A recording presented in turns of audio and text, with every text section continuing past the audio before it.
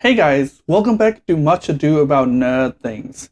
My name is Lin and today we're going to be talking about Shang Chi. He's about to make his MCU debut and I'm so excited because not only am I a big fan of superheroes, I also grew up on Hong Kong and Chinese martial art movies.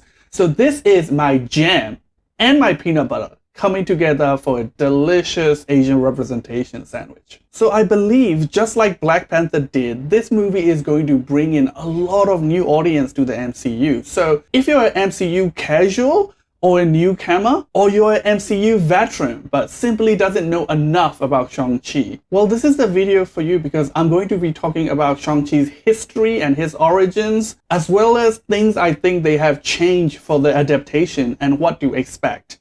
As of the time recording of this video, I haven't seen the movie, it's not out yet, so this is going to be spoiler-free for Shang-Chi, but obviously spoiler warning for all the other MCU properties that came before, okay? And of course, as always, if you like the content, click like, subscribe, and share it around to your friends so I can grow my channel. Alright, let's get to it.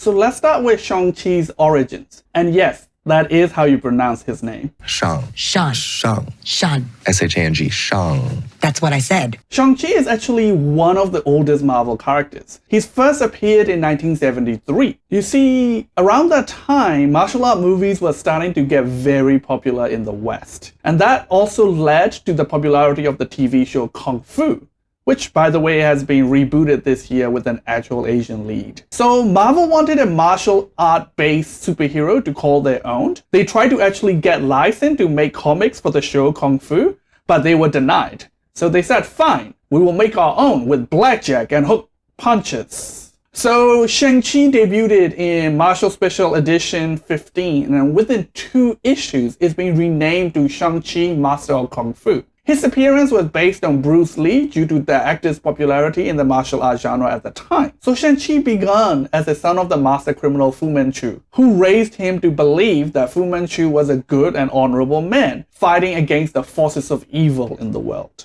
But after the first assassination mission, Shang-Chi learned the truth about his father and vowed to stop him at every turn. Ever since then, he have had many adventures and team-ups. He was an international super spy for a while. Think James Bond meet Jackie Chan. He have teamed up with pretty much every single big Marvel heroes. And in the modern era of Marvel comic, he was most notably recruited into Agents of Atlas, an Asian-based superhero team by Agent Jimmy Woo, who we have seen in the MCU in Ant-Man and the Wasp and WandaVision. So I hear you say, wait, did you say Fu Manchu? Which is kind of a racial slur to call an Asian, especially a Chinese person? Yeah, see, because when the TV show Kung Fu denied them the license, Marvel still wanted to tie the character to a successful property. Unfortunately, the property they ended up licensing was Sex Romer's Fu Manchu series of novels, which were first created in 1913, and was wildly racist against the Chinese. If you think I might be being sensitive and applying modern standards to an older work, know that the US State Department itself told the studio that was adapting these novels to film in World War II to stop doing that because China was an ally and the movies were very offensive. Here are some excerpts from the novel that describe Fu Manchu as a character, with all the cruel cunnings of the entire Eastern race, and the yellow peril incarnated in one man. Sex Romer, the author, also said that he decided to start the series after he asked the Ouija board how he should make his fortune, and it spelled out Chinaman. Ah, stupid and racist.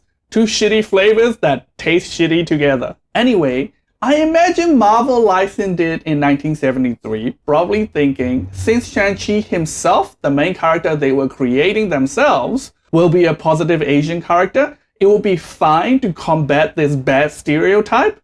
I myself am not so sure, but you can judge yourself. Thankfully, when the license for Fu Manchu lapsed, Marvel decided to make some changes. They wrote out all the supporting characters that were originally from the Fumanchu series, and they retconned that the Fu Manchu persona was actually a fake constructed persona used by Shang-Chi's father, whose real name is Zhang Zhu, who's still a master criminal, but a lot less awful stereotype and became less and less stereotypical as time went on.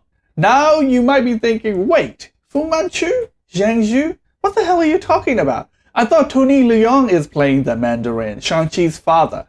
Yes, that's because they have combined the character of Zhang Zhu, Shang Chi's father, and the Mandarin into one character named Wen Wu for this movie. The reason is complex, but I will detail it as briefly as I can. You see, the Mandarin is essentially the main Iron Man villain, the Joker to his Batman, if you will. But he was also a bit of a racial stereotype originally, a product of his time. So when they started making the original Iron Man movie, they were hesitant to use him, even in his more modern form of a suit-wearing businessman, because to have one main Asian character in a majority white cast, and for that character to be evil and fighting a white billionaire playboy, they thought that might not look so good.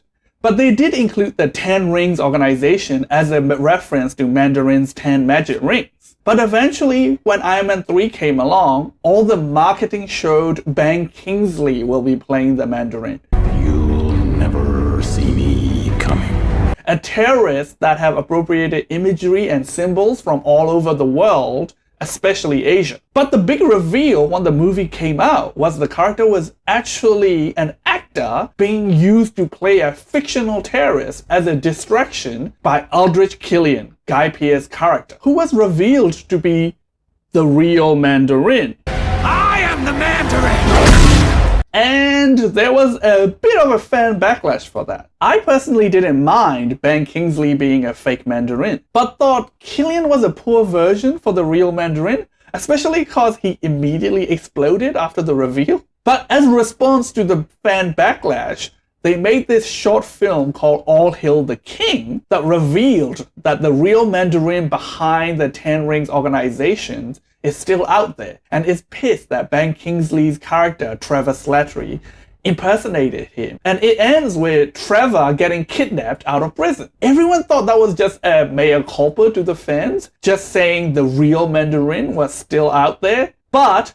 7 years later, here he is, in all his glory, head of the 10 Ring organization with his 10 magic rings. No chance of being thought as a racial stereotype and in a cast full of Asian people playing Asian characters. So you probably want to know about the 10 Ring. The movie is called The Legend of 10 Rings after all. The 10 Rings is both the Mandarin's weapons and the criminal/terrorist organization he named after them. So in the comics, they were actually rings you wear on your fingers, and each one was different and have different powers. But they changed it to bracelets that uniform with all of them having the same power, probably for many reasons. First of all, Marvel probably thought that magic jewelry that each do different things is a bit too similar to the Infinity Gauntlet which they just used. Second, asking for audiences to remember 10 distinct rings and what they do is a bit of a stretch. Can you still remember the name of all the dwarves from The Hobbit? If you haven't read the books. Third, rings don't seem to be a good fit for a hand-to-hand fighter. Even knuckle dusters can break your fingers. Whereas the bracelets are modeled after actual specific martial art tools, which is used in a specific form of Kung Fu from southern parts of China. And to all of those sticklers who are upset by the change and is saying things like, oh, it should be called the Legend of 10 Bracelets now. Look, all circular loops are a ring, okay? These are Olympic rings. You call these huge things the rings of Saturn? Hell, you call this a boxing ring and it's a damn square. So shut up. At any rate, the reason they bracelet size could also be explained in fiction as maybe because they were originally meant for bigger beings, like dragons. Yes, there will be at least one big-ass Chinese dragon in this movie. But to talk about that, we have to first talk about Fin Fang Foom, another Iron Man villain from the comics, which is a giant green dragon, sometimes wear a pair of purple pants. It's pretty funny. Again, a product of its time. Anyway, at some point in modern comics, Fin Fang Foom got retconned to be part of an alien race called McLuhans that are dragon-like, and the Mandarin 10 Rings are actually the power source for their spaceships. You can see the dragon that's going to be in this movie as an adaptation of Fin Fang Foom, though they probably never used that silly sounding name in the movie itself, especially when they've changed the design to a Chinese dragon, and that name could sound a little bit offensive, like fake Chinese sounding sounds. It's already been revealed that the dragon is simply referred to as the Protector. I think they're still going to tie the rings to this dragon, though maybe without the alien origin. So this is my theory regarding the rings. I think the Mandarin, Wenwu, his people were fighting a war against some invaders, rival clan, maybe extraterrestrial or maybe mystical. And this protected dragon granted Wenwu the power to repel these invaders by giving him these 10 rings. But after he won, I think he lost his way. Maybe he lost his wife, somebody who had a positive influence on him. And in the guise of protecting his people, he started this massive criminal empire as a way of growing his power and influence. That's my theory anyway. So now that you know all this context, let's cycle back around to Shang-Chi's powers. Originally in the comics, he only had martial arts. He was known as the best fighter in the Marvel Universe and had mastery of all hand-to-hand combat weapons and some throwing weapons like shurikens and knives. He's also fast enough to deflect or even catch bullets. But as time went on, they start to give him more and more fantastical powers, which he deployed using his Yi, or inner energy. Some notable ones in these new set of powers include being able to turn his opponents into stone by manipulating the flow of Qi, which we probably won't see in this movie. He can also make temporary copies of himself while fighting, like Naruto's clone jutsu, which we could see at the ending fight scene after he get all or some of those rings, or maybe they'll save it for the sequel. I wonder which other Naruto-like power he will display. He already got Sexy no Jutsu. A lot of people are going to be watching this movie for the plot. Anyway, of course, in the comics, he doesn't have the 10 rings because he have no direct relation to the Mandarin or his weapons. But in the movies, he will probably end up with some or all of the rings and should be able to use their powers, which at this point seems numerous and vague, but we know it includes enhanced strength, energy projectiles, as well as being able to control the rings themselves mentally in offensive or defensive formations. Some might think these fantastical powers are a bit of a cop-out for a martial artist, but Shang-Chi comics and this film is taking inspiration from wuxia, a genre of Chinese films where martial arts seems almost like a magical ability that allows practitioners to do fantastical things like display elemental powers or even almost run on air. You might have also heard it referred to as wire fu, and that kind of thing is going to give this movie a particular visual identity that is quite distinct from the rest of the usual MCU movie. So let's talk about what to actually expect from the movie itself. Well, one of the major draws for me is Simu Liu being cast in the lead role. You might know him like I do as Zhang from Kim's Convenience, a Canadian set sitcom which has unfortunately ended unceremoniously recently. He jokingly tweeted at Marvel in 2018 when they announced Shang-Chi about wanting to play the character. Well, and now here we are. Man, I wish we can all get jobs by just tweeting at people. Hey, new rockstar. Anyway, I also feel like Simu Liu have also brought a little bit of his charming personality into the role, as in the comics, the character of Shang-Chi is a bit more serious and stoic. But from the trailers at least, the MCU Shang-Chi have a bit of that Zhang's himbo energy. As for the story though, at its core, the film seems to be about a family conflict seen through the grandiose lens of a superhero world. They're keeping true to the source material that Shang-Chi was raised by a supervillain father to follow in his footsteps. Though I don't think there's any trickery going on here from Wong Wu's part about who he really is. He doesn't seem to be hiding the fact that he's a brutal bastard from his son. I mean, he offed a guy right in front of him in the trailer. At some point, Shang-Chi seemed to have ran away from him, maybe taking advantage of the confusions during the Thanos snap that happened in the MCU that wiped out half of the universe. It seems Wong Wu have always kept an eye on his son though, and now he wants him to return to claim his legacy, disappointed that his son is running away from it. That parental disappointment makes this a great reflection of a common Asian experience in my books. My mom wanted me to be a doctor. I make YouTube videos. Anyway, central to this plot seems to be a tournament. This is a throwback to famous martial art movies of old, like Enter the Dragon.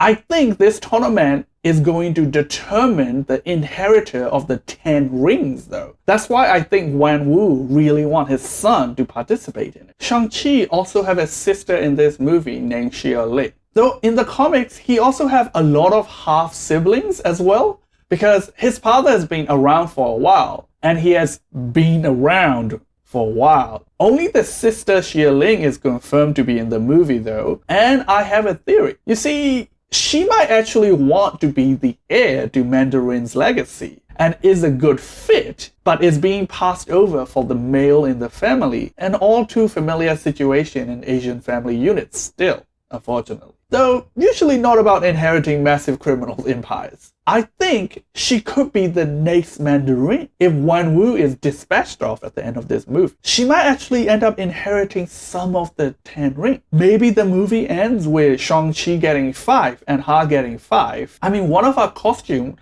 does have space for the rings after all. The movie also have an all-star Asian supporting cast. Awkwafina is playing Shang-Chi's civilian friend. I don't fully trust her though, because she seemed to be in a lot of the movie being dragged along with Shang-Chi and his sister to these fantastical locations and these fighting tournaments. I mean, it could just be that Shang-Chi asked his father not to harm her, but I'm a little suspicious because Wenwu said he's been keeping an eye on Shang-Chi this whole time, and what better way to keep an eye on him than to put a mole in his life? Australia's own comedian Ronnie Chang is also in this, playing some sort of Asian scene kid, another friend of Shang-Chi. Michelle Yeoh is also in this movie, double dipping Marvel roles because she was also in Guardians of the Galaxy 2. She's definitely not playing the same character. She seemed to be playing someone who knew both Shang-Chi's father and mother, and while working for Wenwu, is also sympathetic to Shang-Chi. A character named Death Dealer who wears a mask is also in this movie, and even though it's been confirmed to be played by Andy Lee under the mask, I have this crazy theory that it could be revealed that Michelle Yeoh's character is under that mask. Check back in after the movie. Anyway, are you as excited as me about this movie? And there seems to be a lot riding on this. Not just people wanting to see a movie with good Asian representation to succeed, but also this movie looked like it's being used as a yardstick by Disney for potential financial success during these pandemic times. There's rumors that if this movie doesn't do well, other Marvel movies could be delayed further until things settle down a lot more. So I'm really hoping this is good and it does well critically and financially. So far, all the early previews seem to be really positive, so fingers crossed. What do you think? What do you want from this movie? And if this movie is successful,